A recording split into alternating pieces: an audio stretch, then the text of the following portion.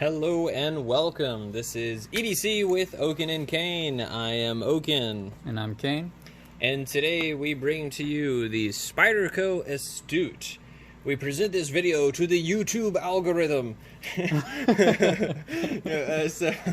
This is the Spyderco Astute, which is one of the first kind of additions that Spyderco's done to their budget brand in a while. I think the last ones we've seen have been the, the Resilience? No, I think before that, I can't remember what the name of the smaller one was, but the the Tenacious lightweight, and the Bow River, that's what I'm thinking of, the fixed blade. Both of those I know have come out relatively recently. But let's get into the specs of this guy here. So overall length on this Astute is 6.875. Blade length at about 3 inches.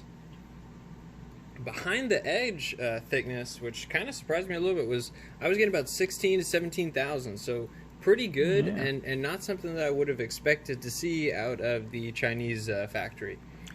Handle length is 3.875 inches with a stock thickness of 0.10 and a weight. I think on Blade HQ their weight was 2.6 ounces. Our scales, we're getting 2.75 ounces. Still not too bad, but different. And then country of origin is China. So Do a few size comparisons. yeah, let's get that rug out of the way and see what we got. We definitely brought out a few Spydercos for this one. So a budget sandwich here. A budget sandwich. Sorry. This makes me think of like Spam or something, or the bologna sandwich, because it's budget. But yep, the Resilience and Tenacious.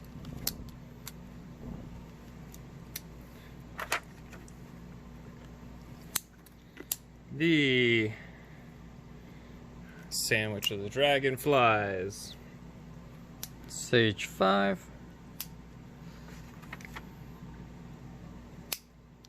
The Delica and Mantra 2, real similar.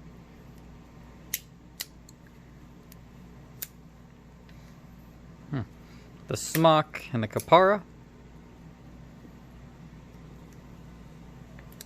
The PM2 and the Para 3 lightweight.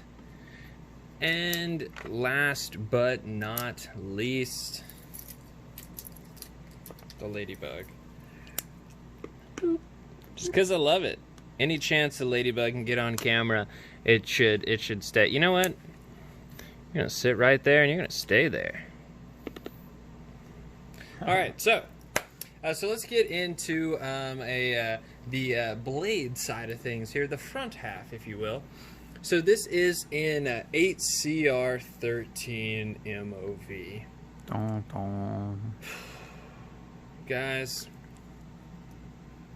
8CR13 MOV really is fine for a lot of people out there using knives.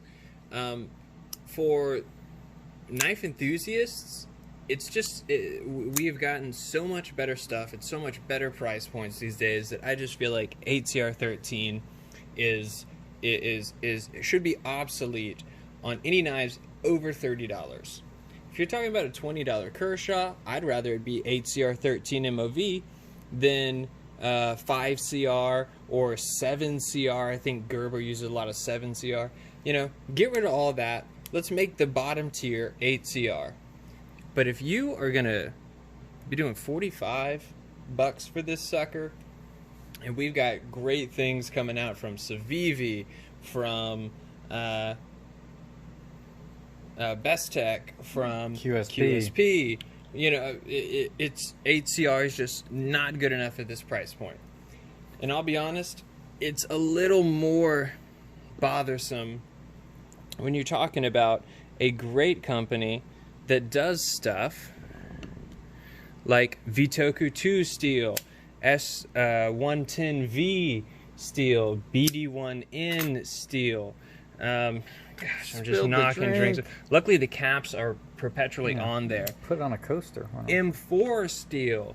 N690, which would be a decent budget option. You know, Spyderco is not afraid to use different kinds of steels, and I love seeing that. But their budget line is just really, really falling short to me. If they were to do BD1N in this sucker, I think that would be a great improvement that would really not bring the price point too high to kind of lose some of the big box retailing kind of side of things, but not be such a low quality kind of steel that you're missing out on some of the knife enthusiast market. So, I can't stress enough, they dropped the ball there as far as steel goes. But we'll continue. Next, so it is a flat grind, satin finish drop point. And I really like that that blade shape. It is a standard drop point, but almost the way the design is kind of shaped, it almost feels like it cuts back a little bit, but it doesn't. So I kind of like that it's not a recurve, but it almost has a little bit of styling that almost kind of gives it a look. And so we've got a nice phosphor bronze washers on there. Hard to see. And G10 for the scale material on some pretty basic stainless steel liners there. And that is a liner lock. Speaking of liners, look at these segues. It's just great. It's going well right now. And then Ergos. I'll let you go first on Ergos. What do you think of this guy? So the liner lock was about probably 50% lockup, by the way. Ergos feels really good in the hand, especially for the size. I like the swell on a smaller knife because it feels more substantial in your hand. Helps, especially if you have larger mitts. I can easily get 4 fingers on here. I think if you have bigger hands, it'd be tough to get all 4 fingers. But that swell at the bottom really helps with Ergos. There's no jimping.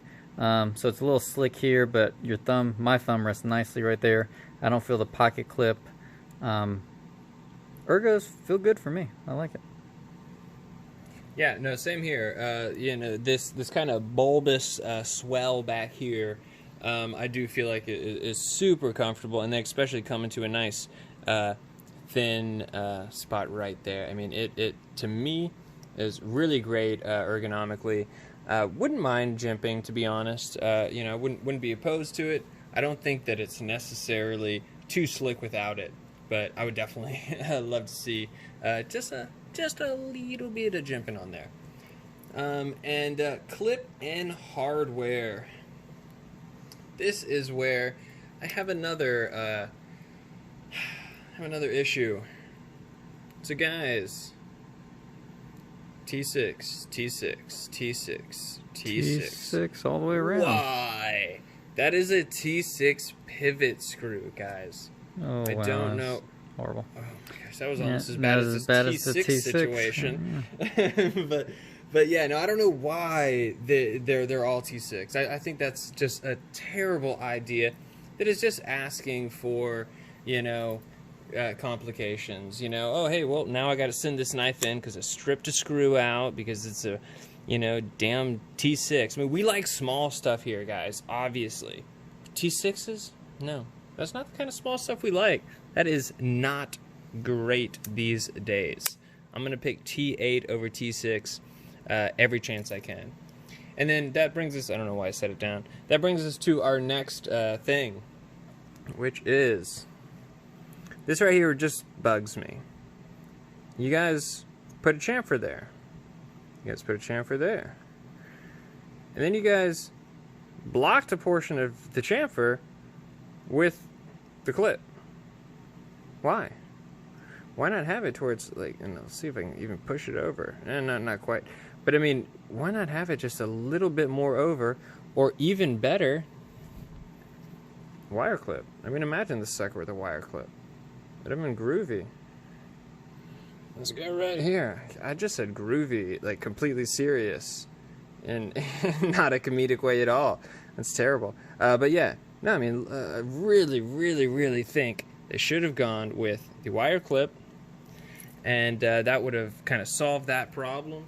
And let's get a little bit more of a visual going on here. I definitely agree with that wire clip comment. Pocket simulator. Pocket simulator. And so yeah, you do got a little bit of a nublet sticking out. That is for sure. Yeah, about thumb width. Definitely not deep carry. It is. You can put it on all four corners, so ambidextrous carry for that, which I guess is a good thing. I don't like having the hole in the pike clip, especially when there's not a hole right here. You could have, tried to integrate the lanyard tube. I know that probably would hit the blade or something, but I just don't like that aesthetically. But it makes sense that you have to have that for the pivot if you're going tip down carry, which I'd say 95% don't. But is what it is. I just wish that would have been a little bit different. Yeah, and even blocking that screw. Why? Why? You guys made the knife. Why do it like that? So that's a little frustrating. And I know a lot of people are probably like, oh, wow, you guys are really bothered by this clip. And it's because Spyderco, this is a 2014 sprint run, but it's based off of their first design, which was the first knife to have one-handed opening and a pocket clip. So we're talking about the guys that pioneered pocket clips. This shit should never happen. All right? If you guys are, as innovative to have done what Spyderco has done in the knife community, and then you plop this clip on here and it's frustrating to me. Super frustrating. Would have loved to see the wire clip. Would have loved to see, if not a wire clip, just the placement a little bit done better, and I'd been a happy camper. So, little adjustments there. Yeah. So next, carry. So, size-wise for me, pretty darn good. Wasn't it's not too wide in the pocket, even though you do have that swell back there. Still stays pretty thin. So carry not too bad, although I might pick up a deep carry pocket clip for that. I'm undecided. It might happen. And then, yeah, design and execution. So guys, without necessarily rehashing both of the kind of things, I think the big thing is I love the design. I think it is a fantastic design.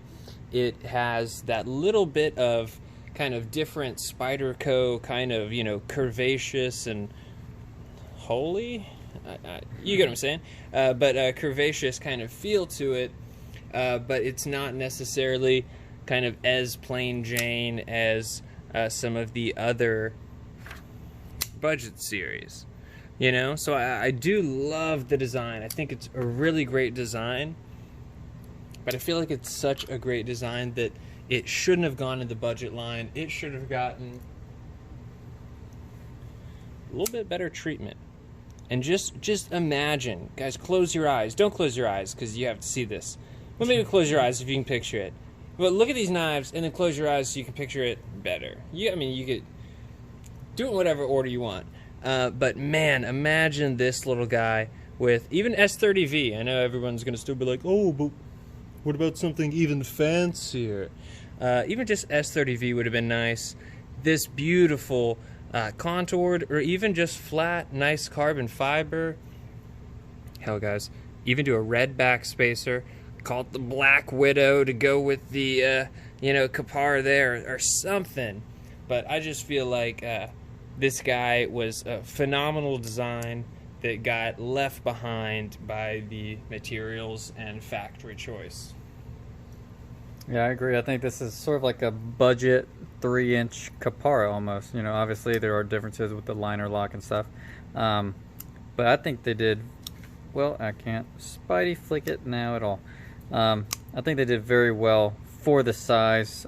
Very thin, slicey, full, flat grind blade.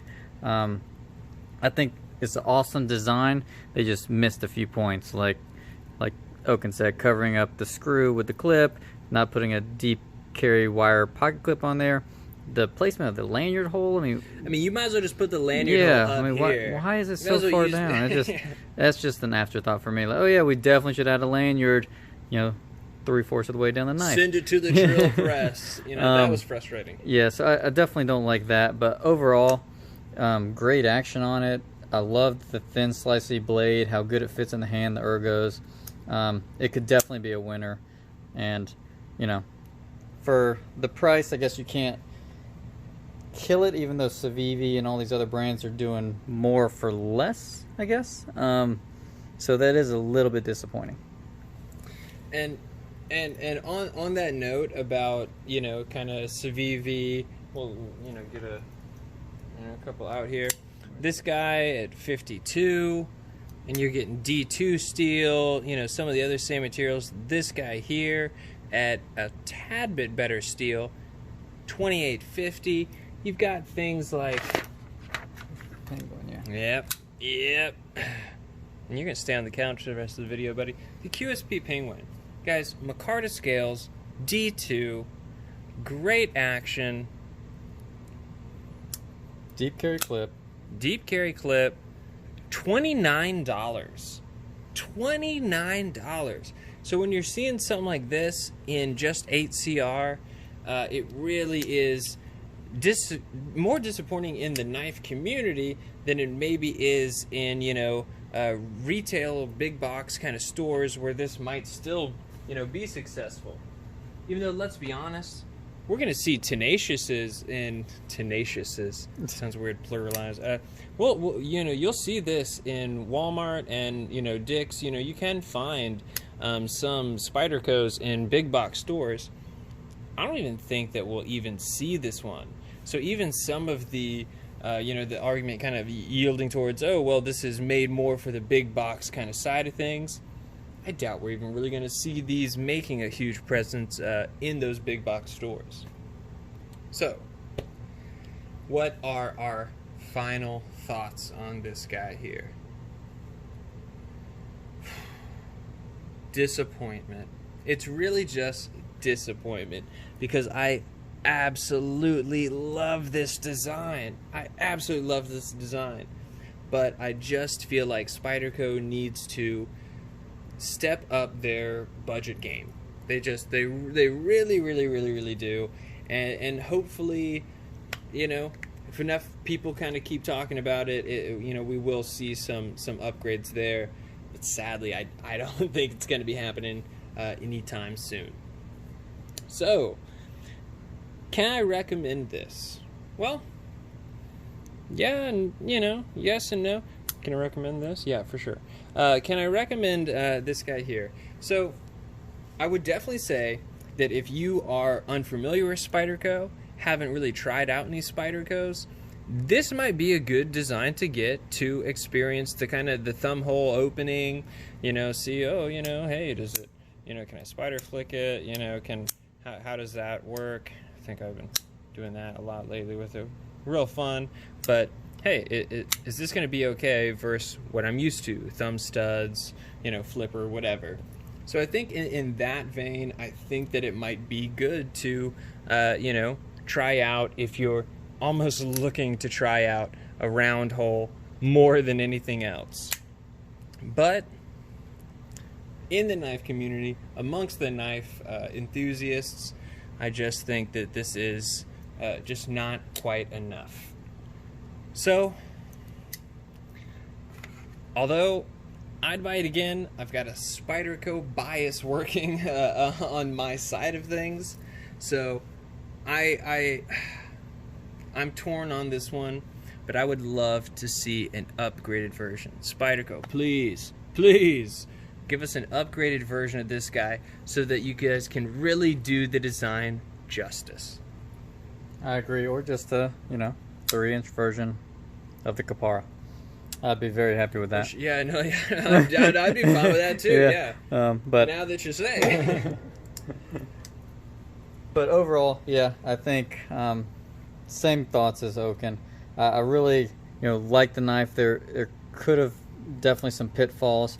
if you're buying someone like as a present that goes to the office a lot, works a lot, and you don't want to get them something as big or as, you know, beefy as a Tenacious, and they're like, oh, I want something small in my pocket, you know, that one might be better to pick up. But for the price, like he's saying, it might be easier just to pick up something like the QSP.